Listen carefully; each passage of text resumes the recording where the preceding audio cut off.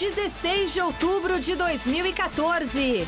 Corinthians sai na frente, mas toma virada incrível do Atlético Mineiro, que se classifica para a semifinal da Copa do Brasil. Bom, não adianta você ser prepotente e achar que não vai acontecer contigo. Às vezes acontece. Dessa vez aconteceu com a gente e comigo. Mário Gobi garante Mano Menezes no cargo.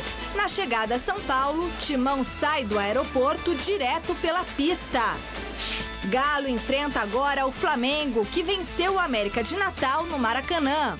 Cruzeiro perde, mas passa de fase e espera vencedor de Santos e Botafogo. Sem Robinho e com Damião barrado, Peixe terá Gabriel titular para enfrentar o Fogão em crise. O Damião teve 2 oportunidades seguidas, agora chegou o momento do Gabriel. E assim vai acontecer até o dia que a gente achar por bem ter uma definição.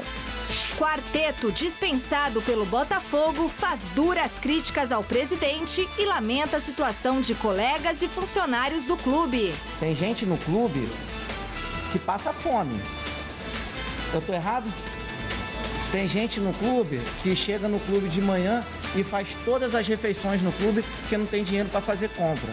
Com 1 a menos e golaço de Ganso, São Paulo bate o Huachipato e passa de fase na Sul-Americana. E ainda, as eliminações de Bahia e Goiás. E Valdívia diz querer renovar com o Palmeiras e ver Paulo Nobre mais uma vez na presidência. Não saia daí! O Gazeta Esportiva volta já!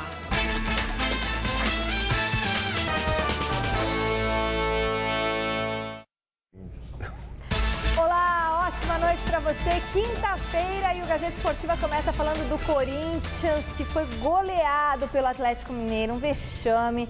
E agora o Coringão está eliminado da Copa do Brasil. O jogo foi marcado por realmente uma tristeza ali, um vexame, ninguém sabe o que aconteceu com o Timão, que fez um gol aos 4 minutos do primeiro tempo e só seria eliminado se levasse 4 gols do adversário. Pois é.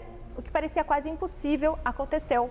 Na base do eu acredito e incentivado pelos mais de 32 mil torcedores que compareceram ao Mineirão, o Galo venceu o Timão por 4 a 1 e garantiu uma vaga à semifinal. Depois da vitória em São Paulo por 2 a 0 e da possibilidade de se classificar mesmo perdendo para o Atlético Mineiro, o quadro ideal e perfeito para o Corinthians seria marcar um gol fora de casa. Conseguindo, o Galo teria que fazer 4 para avançar de fase. Paulo Guerreiro, então, fez o que a massa corintiana mais desejava. Para muitos, o gol da classificação. Era a Libertadores ficando mais próxima. O placar que dava a perspectiva de um final de ano mais feliz ao torcedor. O resultado que faria o time se soltar na partida e jogar o peso para o outro lado. Mas a alegria do Corinthians acabaria ali.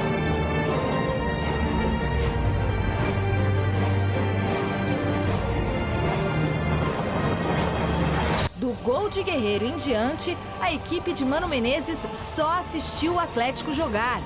Numa situação até certo ponto inusitada no futebol, o time que conseguiu a vantagem no placar sentiu mais o peso do jogo do que o outro que precisava buscar o resultado.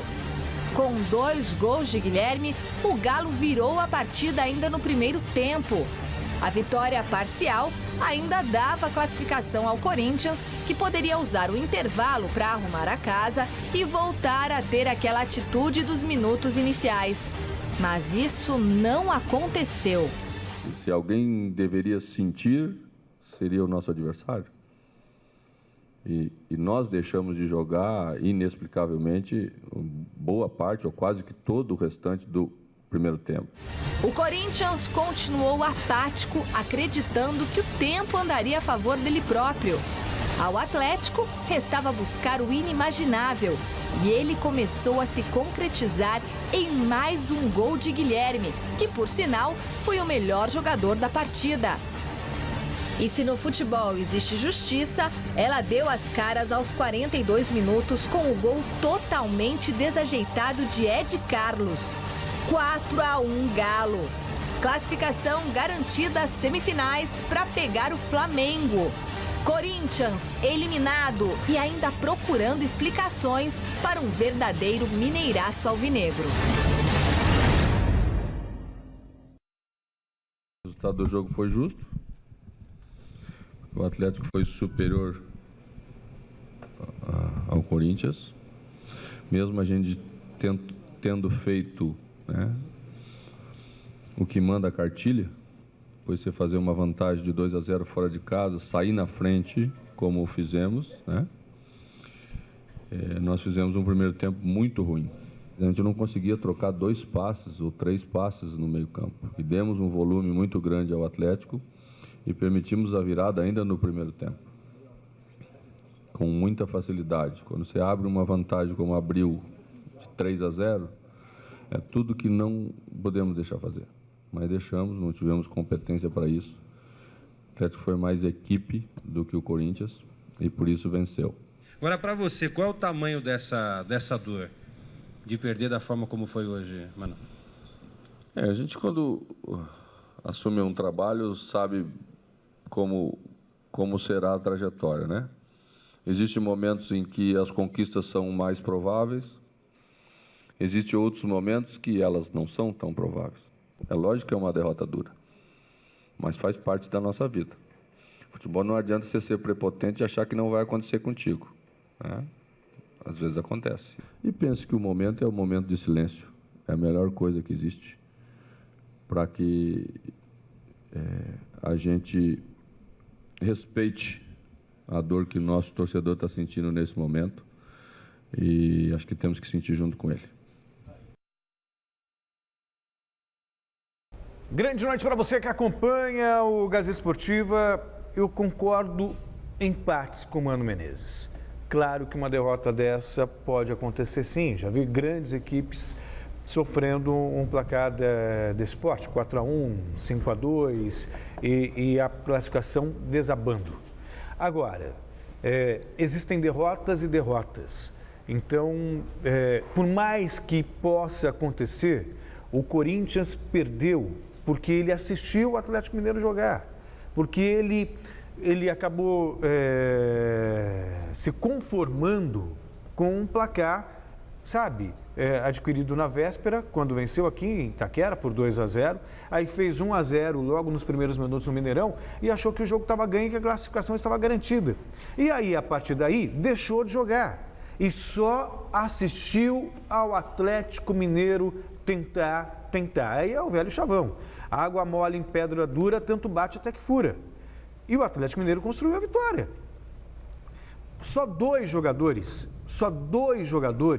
merecem, sabe, elogios pela partida de ontem depois desse fiasco. O Guerreiro, que fez jus ao nome, foi Guerreiro o tempo todo brigando pela posse de bola, mas não dá para fazer isso sozinho. E o goleiro Cássio, que salvou o time lá atrás e ainda tentou a sorte depois na área quando teve o último escanteio para o time do Corinthians. Alguns falam assim, mas ele não voltou para o gol. Se não fosse o Fagner, talvez o Corinthians tivesse sofrido o quinto. Pode ser, mas ele pelo menos tentou fazer alguma coisa e fez com muita dignidade. Vai, uma menção honrosa ao Renato Augusto. Só, muito pouco para um time que sonhava com título, muito pouco para um time que brigava com o Libertadores América. O Corinthians deu adeus de maneira vexatória na Copa do Brasil e no Campeonato Brasileiro, vaga na Libertadores América, olha, vai ser muito, muito difícil. Ontem, aliás, o Cássio já deu uma entrevista depois do jogo para um repórter da Rede Globo, dizendo que alguns jogadores não estavam preparados para vestir a camisa corintiana. Eu prevejo dias de muita tensão no parque. Você acha que ele falou de quem, Celso? De alguns jogadores que compõem, não dá para citar nome, não sei o que para a cabeça dele. Mas alguém jogou muito mal ontem. A zaga não foi bem, quer dizer... Os laterais também foram péssimos. Mas, enfim, de qualquer forma, o time não foi bem, essa é a verdade, né? O Guilherme não foi bem no meio-campo, o Malcom lá na frente também não foi bem. Renato Augusto eu disse, não foi bem, só escapa mesmo, de verdade, acima desse...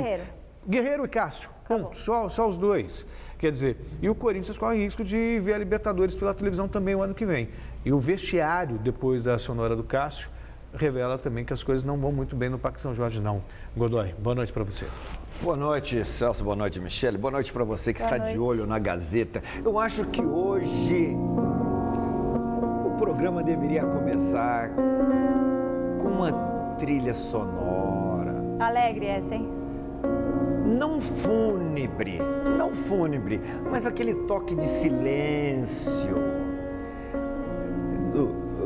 de um italiano que executa aquele toque de silêncio. Esse piano aí é muito sofisticado. Aquela corneta, tocando aquela corneta, porque hoje é dia de cornetar, aquela corneta tocando. Esse galo tá deixando corintianos como o Zeca Bernardelli, o Toral, o Maurício, o Alexandre, o pessoal lá da A Outra, o Fernando e o irmão André, o Vieirão lá da Rove Telhas, o Carlos Rosa, o Preto, o Paulo Carvalho, o Camilo, o Jair Bilac da PPIC, o Almeida e o Montini lá de Mirassol, o Edson Cabral, o irmão dele, o Paulo lá da Arsenal, o José Aredon, o Valmir Arena, a música. O seu Zé. Essa aqui que ele queria. Olha só. Essa.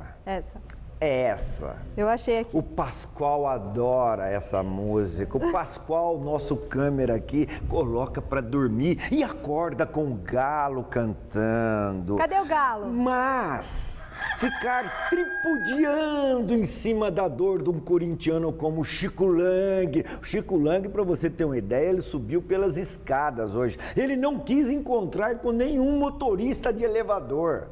É mole? Então, falar o que quiser a respeito desta derrota não vai justificar e nem acalmar os nervos dos corintianos, porque foi muita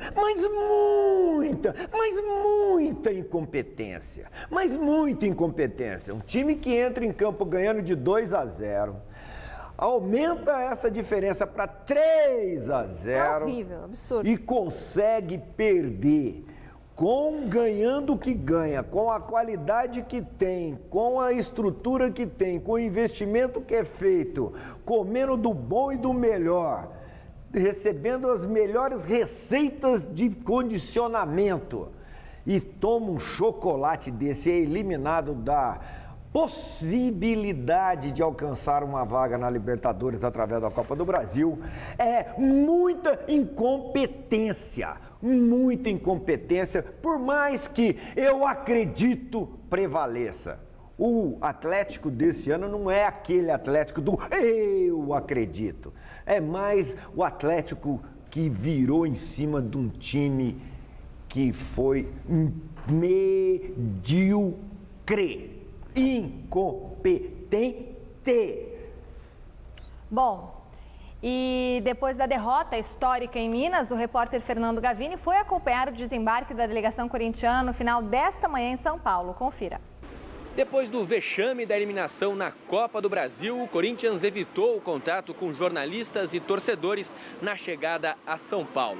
Do avião, a delegação foi direto para o ônibus, sem passar pelo saguão aqui do aeroporto de Congonhas. O Timão havia vencido o Atlético Mineiro por 2-0 no primeiro jogo das quartas de final na Arena Corinthians. Mas no jogo de volta, chegou a sair na frente, fez 1-0, mas acabou levando a virada, tomou de 4-1 e foi eliminado. Agora, a única chance do Corinthians chegar à Libertadores é pelo Campeonato Brasileiro. O Timão é o 6º colocado na tabela com 46 pontos, faltando 10 rodadas, tem 1 ponto atrás do G4. O time volta a jogar neste domingo contra o Internacional no Beira-Rio. A única dúvida é Ralf, o volante não jogou nas últimas 6 partidas por causa de dores no joelho. A chance dele voltar é pequena, mas ainda existe essa possibilidade. Do aeroporto de Congonhas, Fernando Gavini.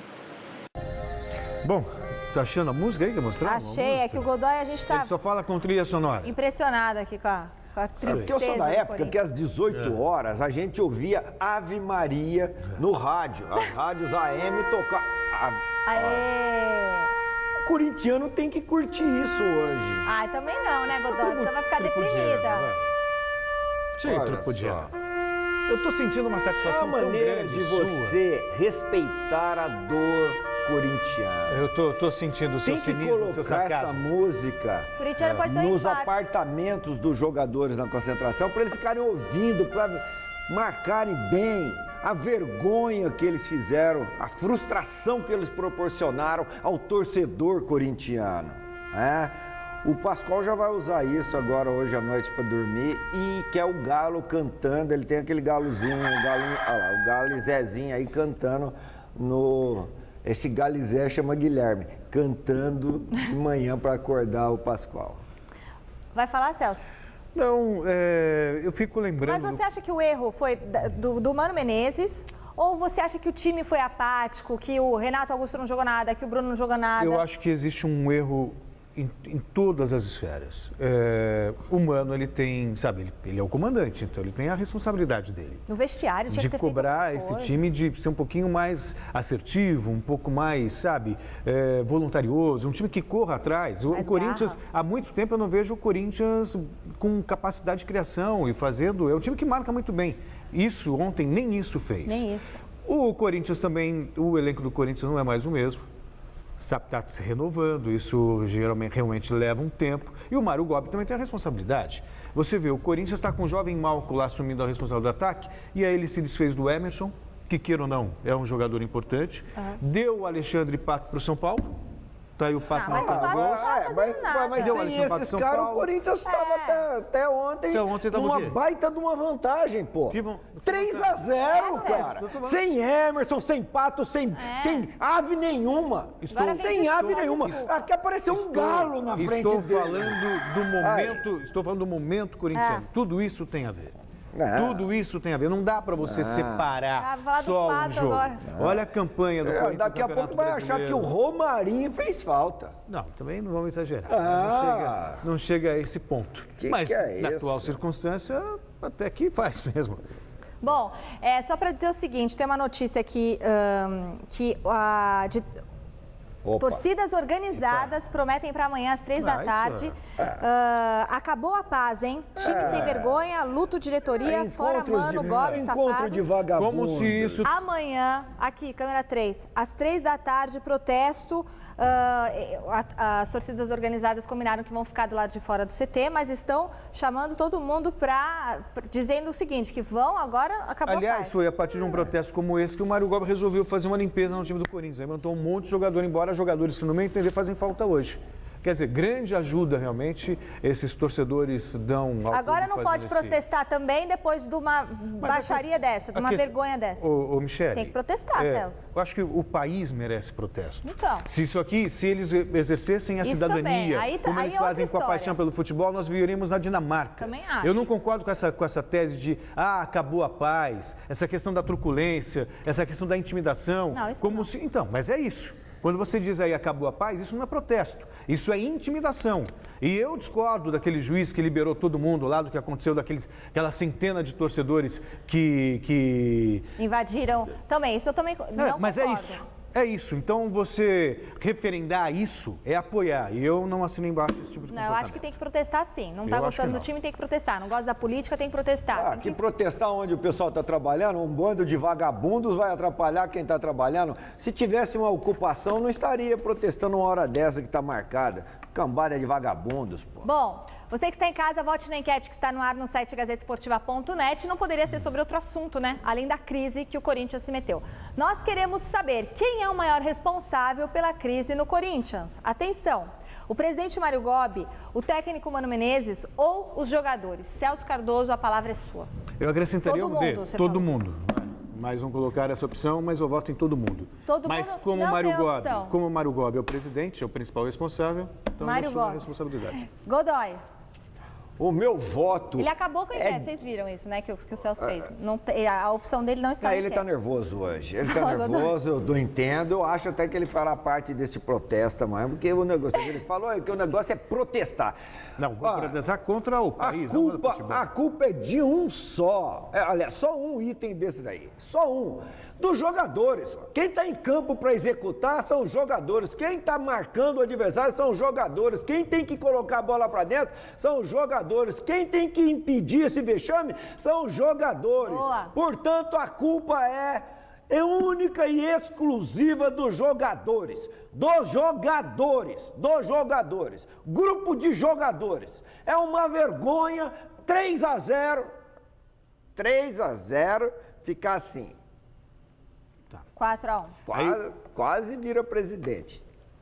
Uma vergonha. Concordo com o Godoy, também acho que a culpa é dos jogadores. Flamengo e Cruzeiro garantiram vaga e vão fazer um dos confrontos da semifinal. O rubro-negro sofreu, mas conseguiu vencer o América de Natal. Já o Cruzeiro foi derrotado pelo ABC e só se classificou por causa dos gols marcados fora de casa. No Maracanã, Nixon dividiu com a zaga e a bola acabou sobrando limpinha para Gabriel anotar o único gol da vitória do Flamengo sobre o América de Natal. O rubro-negro já havia vencido o jogo de ida pelo mesmo placar e agora vai pegar o Atlético Mineiro nas semis. Na Arena das Dunas, William bateu firme da entrada da área, no ângulo, e fez Cruzeiro 1, ABC de Natal 0. Ainda no primeiro tempo, Alisson driblou Gilvan e passou para Henrique ampliar, 2-0. O ABC precisava de 4 gols para avançar na Copa do Brasil. E aos 14 da etapa final, Rodrigo Silva, de cabeça, descontou para os donos da casa.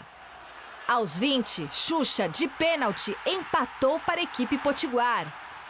Faltando 5 minutos para o final da partida, Alvinho, de voleio, marcou um golaço.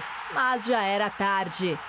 Mesmo perdendo por 3-2, o Cruzeiro avançou por conta dos gols marcados fora de casa. Bom, o Cruzeiro realmente, a luz amarela está mais do que acesa, está piscando lá. Eu não sei qual que é a raça que a família Junqueira cria de cavalo em Minas Gerais. Eu não sei se é a Palusa. A Palusa é aquela raça do cavalo dos índios lá, né? Você quer dizer que o Cruzeiro é um cavalo paraguaio? Não, paraguaio não. É um pangaré mineiro. É um pangarezão mineiro. Pesquisa aí, por favor, qual que é o raça de cavalo que eles criam lá. Eu acho que você está se precipitando. Minas. Eu acho que você está se precipitando. Por quê? O ponto é, Cruzeiro, surpreendentemente, sofreu a 3ª derrota seguida, o que não é normal. Perdeu para o Corinthians, foi goleado pelo Flamengo no final de semana e perdeu de virada para o ABC ontem por 3-2. Não é normal. Mas, por outro lado... E aí eu discordo de você da história do cavalo paraguaio e acho que você pode estar... Não é cavalo paraguaio, eu acho que você pode... é um cavalo mineiro, a raça, se eu não me engano. Não, eu vou te falar que é um pangaré. Pangaré é um pangaré. Quem cria pangaré? Pangaré é cavalo vira-lata. Quem cria pangaré? Pangaré é um cavalo vira-lata. Mas então... É um cavalão mineiro desbeiçado, desmiliguido, você entendeu? Tadinho. Manco, crina, tudo torta. É um cavalo banguelo. Então, mas eu acho que o senhor está precipitado ainda, porque o Cruzeiro, queira ou não, está classificado. Classificado aonde? Na semifinal da Copa do Brasil. É? Avançou, está classificado. Tá bom. E no Campeonato Brasileiro segue na frente com 6 pontos na liderança. Quer dizer, então continua dando tudo certo para o Cruzeiro. Vai ser campeão brasileiro e se bobear vai ser campeão também da Copa do Brasil. Não se esqueça que ele é freguês do Atlético Mineiro. Bom. É um pangarezão. Esse Cruzeiro é uma raposa rabicó. Aliás, pode dar uma final, né? Pode. Dar uma final. E é freguês. O Atlético já comemora antes. Bom, e a nota triste, né, da Copa do Brasil, o Alexandre, né, que se machucou, teve um afundamento. Aliás, é uma imagem impressionante. Não sei se a gente tem a imagem aí. Realmente deixou o campo com um afundamento ali na testa e preocupa. Muito triste o que aconteceu com o Alessandro ontem no estádio do Maracanã. Fortalece a tese do nosso querido Orlando Duarte. Jogador deveria usar uma testeira de proteção. Ele vai passar por uma cirurgia, né? Puxa vida, coitado. Afundou o osso frontal superior ali, lado direito ao olho.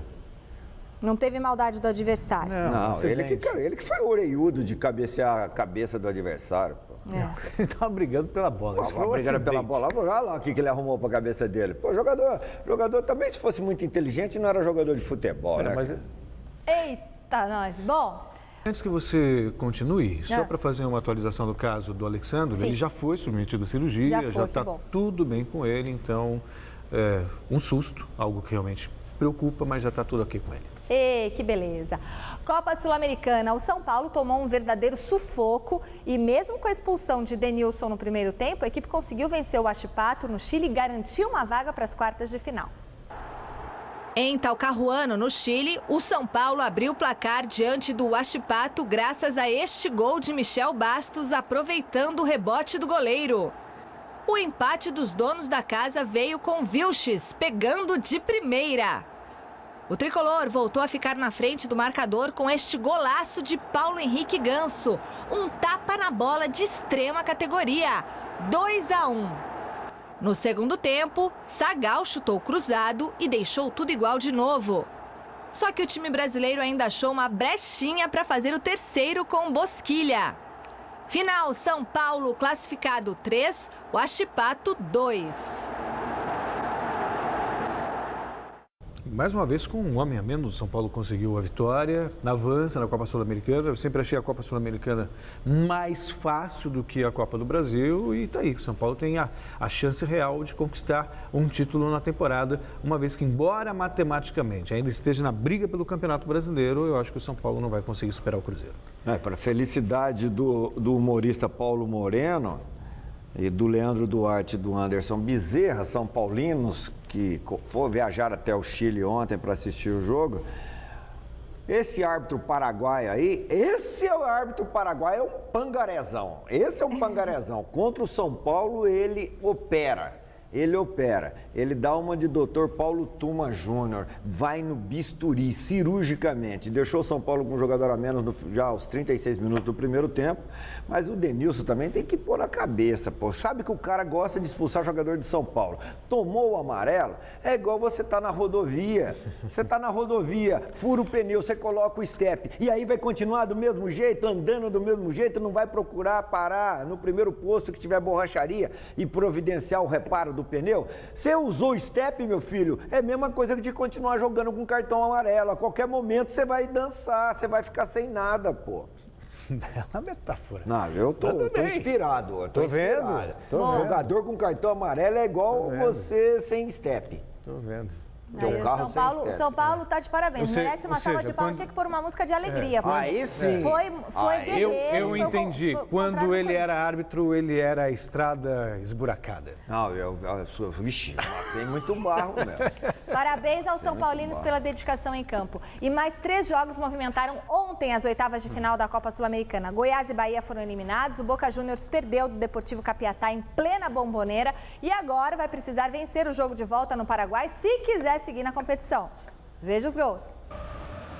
Na Bomboneira, o modesto Deportivo Capiatá do Paraguai venceu o Boca Juniors por 1-0. O gol do jogo foi marcado por Magalhães, contra, no finalzinho do primeiro tempo. No Serra Dourada, o Goiás venceu o Emelec do Equador no tempo regulamentar. Eric fez o único gol do duelo e a decisão foi para os pênaltis. Aí, já nas cobranças alternadas, Pedro Henrique acabou desperdiçando para os goianos. Bom para o Emelec, que se garantiu nas quartas de final da competição sul-americana e agora pega o São Paulo. O Bahia também acabou eliminado nos pênaltis. O tricolor baiano enfrentou o César Valerro, do Peru, na casa do adversário e foi derrotado no tempo normal por 2-0. Gols de Quinteiros e Quiroque. Nas cobranças, tudo igual até Marcelo Lomba ir para a bola. E aí, o goleirão foi mal e acabou perdendo. Melhor para o César Valerro, que agora espera o vencedor do confronto entre o Vitória e o Nacional de Medellín, da Colômbia. Bom, São Paulo e Emelec. O próximo adversário de São Paulo é Emelec. O problema maior realmente é na altitude, né? O maior adversário não oferece muito perigo, não. Acho que o São Paulo segue favorito na competição. Mais 2 partidas dão sequência à Copa Sul-Americana. Às 7h15 no Barradão, o Vitória enfrenta o Nacional de Medellín. No primeiro jogo deu empate em 2-2. Às 9h30, Libertad e River Plate fazem o jogo de ida no estádio Nicolás Leós, no Paraguai. E olha, já está aberta a votação para escolher os vencedores da 11ª edição do Troféu Mesa Redonda. Para deixar o seu voto, é só acessar troféumesarredonda.com.br e seguir as instruções. E eu quero agradecer mais uma vez a Baltec e a Luxcolor estão conosco no Troféu Mesa Redonda fazendo uma festa maravilhosa para você. Beijão para todo mundo da Baltec e da Lux Color, essas grandes empresas. Amanhã, às 3h30 da tarde, tem mais uma edição do nosso Hangout do Google Plus, quando você tem a oportunidade de bater um papo com a gente pela internet. Nessa sexta-feira participam eu, Michele Gianella, Chico Lang. Vamos ver a cara do Chico Lang amanhã, né? Porque ele não vai estar no Gazeta Esportiva. E os produtores Primo Ribeiro, José Diniz Neto e Guilherme Camarda. Hangout imperdível, 3h30 da tarde. Venha conversar com a gente sobre os destaques esportivos da semana, o que deve rolar na próxima rodada do Brasileirão. A gente te espera a partir de 3h30 da tarde, endereço google.com/MaisTVGazeta. Facinho, só entrar lá, tá bom? E amanhã você começa o dia sabendo o que acontece no mundo dos esportes, no Super Esporte. Veja o recadinho da Anitta. Olá, olá, Michele. Olá para você ligado no Gazeta Esportiva. Amanhã, 10h30 da matina, tem o nosso Super Esporte para você ficar por dentro das principais notícias dos esportes desde cedo. Você vai saber tudo sobre o jogão entre Santos e Botafogo no Pacaembu pela Copa do Brasil, os preparativos para mais uma rodada desse Campeonato Brasileiro, os tesouros da rodada e as notícias do Mundial de Surf, porque a qualquer momento a gente pode ter Gabriel Medina como o primeiro campeão mundial de surf aqui do Brasil. Eu espero você, é 10h30 da manhã, Super Esporte. Show de bola. Ó, quero mandar só um beijão, viu, João, pro Atrius Presencians, que é nosso telespectador há muitos anos, me mandou até uma foto dele. Atrius, um beijão pra você, muito obrigada pelo carinho. Adoro receber cartinhas, viu? Basquete, na segunda partida da pré-temporada da NBA, o Flamengo visitou o Orlando Magic da Flórida. Apesar de ter lutado bastante, mais uma vez o rubro-negro foi derrotado. Dessa vez, o placar final foi de 106-88. Os destaques aí em quadra foram o alarmador Marcelinho Machado, cestinha da partida, com 20 pontos, ao lado de Vucevic, pivô do Magic. A torcida rubro-negra também deu show em Orlando. Durante a partida, os flamenguistas fizeram bastante barulho e foram maioria nas arquibancadas da Amway Arena, casa do Orlando Magic. O Flamengo ainda tem mais um compromisso nos Estados Unidos. Amanhã, os atuais campeões do NBB encaram o Memphis Grizzlies. E agora, o Oscar Roberto Godoy tem um recado para você. Bem, Godoy, é hora de falar do Palmeiras em preparação para enfrentar o Santos no Clássico. Hoje foi dia do principal jogador do Verdão nessa arrancada no Brasileirão conversar com os jornalistas. O chileno Valdívia falou, entre outros assuntos, sobre a vontade de permanecer no clube e sobre as eleições para presidente. Com 3 vitórias consecutivas, o Palmeiras chega motivado e confiante para o Clássico de domingo contra o Santos no Pacaembu pelo Campeonato Brasileiro. Principalmente se puder comemorar o aniversário do maior ídolo do time, após mais um triunfo. Seria bom, né, Valdívia? É claro que uma vitória num clássico, a gente ganhando, vamos sair um pouco mais dessa situação. E se for uma vitória no meu aniversário, vai ser um presente muito bom. Com 118 vitórias, é o estrangeiro mais vencedor do Palmeiras. E ele se gaba disso. Tenho que enaltecer isso. Apesar das brigas que teve meu nome com torcida, diretoria... apesar dos maus momentos que eu tive aqui, eu continuo sendo o cara que mais ganhou, o cara que mais vitórias teve. No clube desde 2010, Valdívia vive hoje um dos grandes momentos com a camisa do Palmeiras. Com o contrato vencendo no meio do ano que vem, o chileno gostaria de renovar o vínculo e permanecer no Verdão, mesmo se precisar mexer no salário. Se o presidente decidir que quer renovar comigo, vamos sentar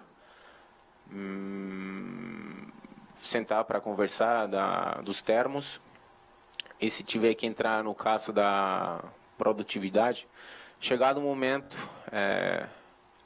eu virei aqui, como sempre vim, e sempre falei, os primeiros a saber de tudo que acontece comigo vão ser vocês. Para isso, a atual diretoria do Palmeiras tem que permanecer.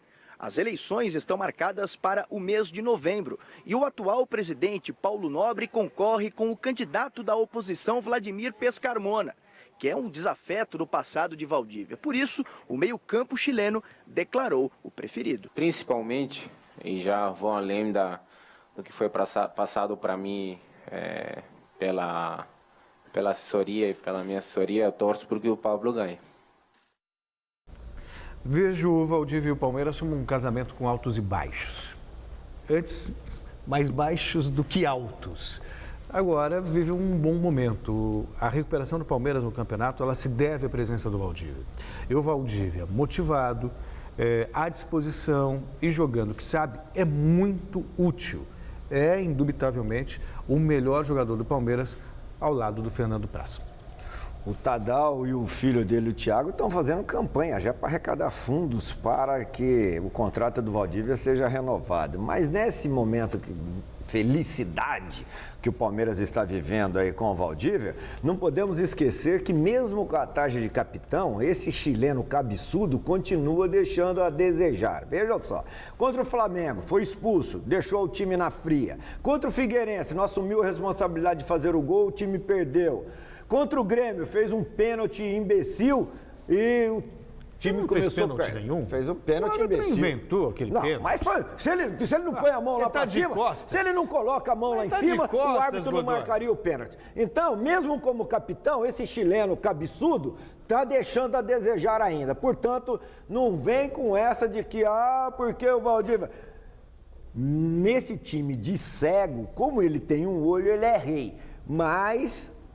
está na hora de ser 100% responsável, Valdívia, seu carneludo. Você está falando sério que você teria marcado aquele pênalti contra o Grêmio?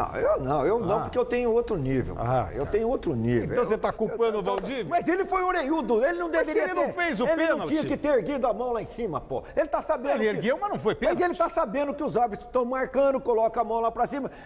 Tem um amigo meu que quando ergueu a mão, Jesus Cristo puxou ele, cara, foi embora. Ave Maria, pecado.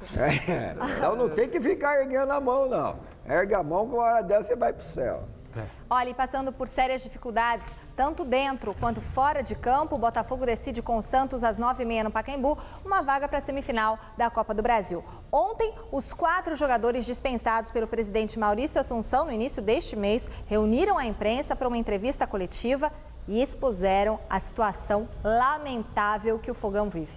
Não foram 4 juvenis que foram afastados. Cada um aqui tem uma história dentro do futebol e essa história, ela não foi respeitada. Então, num primeiro momento, eu fiquei muito preocupado, sim, com o Botafogo, com a competição, enfim, com a importância que nós sabemos que tínhamos para o time, mas de manchar também a nossa história. E essa era uma preocupação. Mas aí, com o passar dos dias, nós entendemos que, grande ou pequena, mas a história do presidente, ainda assim, ela é muito inferior à nossa e não mancharia. Eu acho que o presidente ele tinha que ser homem de chegar na gente e falar a verdade, né? Chamar os 4 e falar, não conto mais com vocês, ele tem todo o direito de fazer isso, só que não foi isso que aconteceu. Nós ali, em momento algum, a gente pensava só nós jogadores. A gente pensava nos funcionários que às vezes não recebiam, passavam necessidades. Tem gente no clube que passa fome. Eu tô errado? Tem gente no clube que chega no clube de manhã e faz todas as refeições no clube porque não tem dinheiro para fazer compra. Isso é sério. E isso tem que ser dito. Eu falei pro Bolívar não falar, mas eu já dei. Eu já dei. E assim, os meus filhos, graças a Deus, por conta do meu trabalho, de tudo que eu já vivi com futebol, eu posso dar para os meus filhos. E eu sei o quão isso é bacana. Agora, tem gente que chega em casa, são 7 meses de imagem atrasada. Quando vai vencer o 3º mês, os caras pagam 1 mês. Pô, todo mundo sabe disso. E a gente fica triste pela situação e não poder estar lá junto para estar compartilhando, para poder estar ajudando o clube a sair dessa situação. E eu só vim para o Botafogo no intuito de ajudar. Eu não fiz absoluto dessa vez. Olha que surpresa, gente. Eu não fiz nada. Eu simplesmente estava jantando aqui, ó. A gente teve boa parte no clube, sim. Mas até a nossa demissão, o Botafogo não estava na zona de rebaixamento. Corinthians passou. Eu vim de um lugar que não faltava remédio. Eu acabei hoje de rescindir. Eu também acertei a minha rescisão de contrato trabalhista. Eu ainda não fui no clube, mas logo logo já devo estar acertando tudo já. Ah, eu tô na praia. Pois é, claro que varia de empresa para empresa, mas o Botafogo deveria explicar sim o porquê do desligamento desses jogadores, até por respeito profissional a esses atletas. Segundo ponto, o Emerson prestou dinheiro, ajudou, 7 meses de salários atrasados. Você em casa pode pensar assim, mas jogador de futebol ganha muito, só que tem contas para pagar. Imagina você aí na sua casa, 7 meses sem entrar um tostão. E aí eu faço uma pergunta, cadê o bom senso? O bom senso que a gente tanto elogiou, aplaudiu de pé. O Paulo André foi embora, acabou? Ninguém se movimenta mais? Ninguém vem a público cobrar os clubes, ameaçar fazer uma greve? Cadê o sindicato dos atletas, que estava tão preocupado com o horário dos jogos na Copa do Mundo, apareceu durante o Mundial? Jogador de futebol é a principal estrela. Esses 4 botaram a cara para bater, mas cadê os demais? Cadê a classe engajada e unida? Cadê o bom senso que foi para Brasília, brigou lá e acolá? É nessa hora que tem que aparecer. É nessa hora que tem que defender o companheiro de profissão, o colega de classe. Bom, dentro de campo, o técnico Wagner Mancini tem uma série de problemas para definir a equipe. Veja como foi o último treino do Fogão. O Botafogo fez, nesta quarta-feira, o último treino antes da partida de logo mais às 9h30 da noite contra o Santos no Pacaembu pelas quartas de final da Copa do Brasil. Destaque para a presença do presidente Maurício Assunção, que tenta dar apoio ao elenco e comissão técnica nesse momento delicado. Mas nem toda a ajuda da diretoria será capaz de resolver os problemas que o técnico Wagner Mancini terá para montar o time titular. São 9 desfalques ao todo. Nesse jogo a gente vai ter que usar aquilo tudo que o futebol nos ensinou esse tempo inteiro, né? Porque muita gente de fora, né? O time já vem sendo modificado nessas últimas partidas e para esse jogo especificamente a gente vai ter que usar algumas peças que até então não jogaram ou que têm entrado pouco. Entre as ausências estão baixas de última hora. O goleiro Jefferson, que estava com a seleção brasileira, vai ser poupado.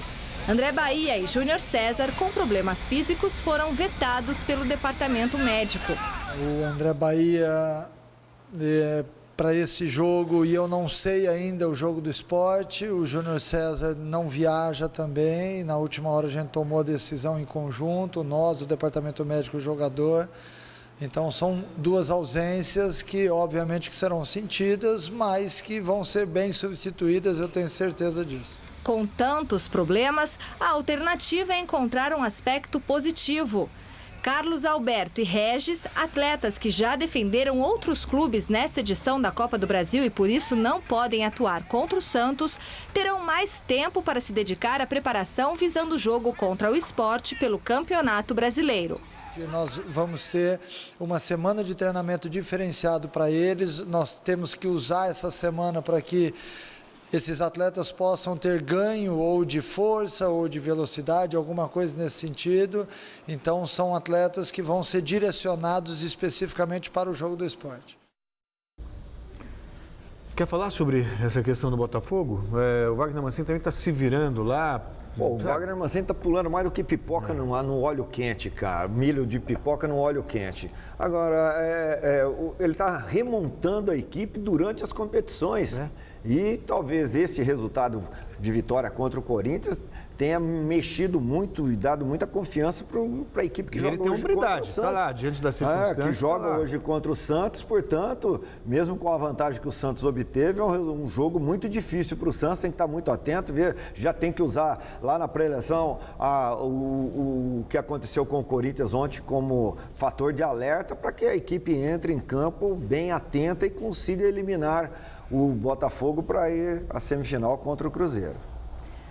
O Santos aposta no bom aproveitamento do técnico Anderson Moreira no comando da equipe para garantir a vaga para a semifinal. E o Peixe terá mudanças no ataque para a partida.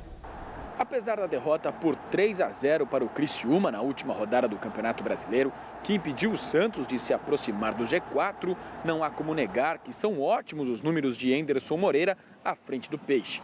Foram 7 vitórias, 1 empate e apenas 3 derrotas. Um aproveitamento de 66,6% em 11 jogos disputados. O 12º será nesta quinta-feira contra o Botafogo no Pacaembu. Partida em que Enderson Moreira vai usar a 12ª escalação diferente desde que chegou ao Santos. Como o Peixe venceu o primeiro jogo por 3-2 em pleno Maracanã, pode até perder por 1-0 ou 2-1, que mesmo assim se classifica para a semifinal da Copa do Brasil. A expectativa nossa é de um jogo difícil, que a gente possa fazer um jogo bom, qualificado, contra um grande adversário, né, mas com atenção, concentração, e saber que é uma grande oportunidade a gente poder ir buscar uma vaga na semifinal. Enderson Moreira já usou 25 jogadores desde que chegou ao Santos. Ressuscitou nomes como Giovani e Patito Rodrigues, que andavam encostados, e acabou com a titularidade absoluta de Gabriel. O atacante, no entanto, será a principal novidade contra o Botafogo. Depois de ficar no banco contra a Bahia e Criciúma, ele volta ao time no lugar de Leandro Damião, barrado outra vez. A gente está dando oportunidade para os dois, para que os dois possam mostrar que merecem a titularidade, né? A gente só pode cobrar a partir do momento que a gente dá boas oportunidades. Então, agora chegou o momento, né? O Damião teve 2 oportunidades seguidas, agora chegou o momento do Gabriel, e assim vai acontecer até o dia que a gente achar por bem ter uma definição. Quem também ganha mais uma oportunidade é Rildo, que entra na vaga de Leandrinho. Alisson, que estava na seleção sub-21, reassume seu lugar no meio-campo. E Mena, que defendeu o Chile, retorna na lateral esquerda. Robinho, que disputou os amistosos contra a Argentina e Japão pela seleção brasileira, está suspenso. Outros desfalques são os machucados Aranha e Thiago Ribeiro. Quanto melhor preparado o jogador está, a chance dele jogar bem aumenta consideravelmente. Mas é evidente que o que a gente está sempre balizando são os jogos, as partidas, o momento que o jogador entra no jogo. Então, o jogador, quando ele merece uma oportunidade, a gente está sempre tentando oferecer essa oportunidade para ele, para que ele possa demonstrar nos jogos aquilo que ele tem demonstrado nos treinamentos. A situação do Santos ela é confortável. Pode até perder por 1-0, 2-1, que ainda assim vai estar classificado jogando em casa. E levando em consideração a fase do Botafogo, é pouco provável. Mas, ao mesmo tempo, depois que aconteceu ontem em Minas, né, é bom ficar atento para evitar o pior. Situação confortável da minha neta Isabela, fazendo aniversário hoje, recebendo os parabéns das vovós Vera, Neuza, do vovô Henrique Santista, um beijão do irmão Pedro, do priminho Mateu, felicidades, bela, linda, bela Isabela Melo Godoy. Vai ficar no abraço ou compra o presente? Não, esse negócio de presente as avós é que dão. Eu não compro presente nenhum. Eu não dou presente nem para os meus filhos. Né? Quem dá é a mãe, os avós, eu pago. Ele só abria a mão para dar cartão a mão. Não, eu pago. Pode comprar lá. Falar em festa... Ele dava cartão assim, ó. E falar em... Sábado lá em Fernando Prestes, show de Milionários é Rico em prol do Hospital do Câncer, lá na Fazenda Borgonove. Um abraço para o Amendoim. Vamos lá. Gargantas de ouro do Brasil. Meu Deus. Resultado... Não adianta mais, chega de sofrer, chega de chorar. É cantar Você com o abusou Celso, mas ele nunca demais. canta. Ele odeia esse ritmo ele aqui, odeia.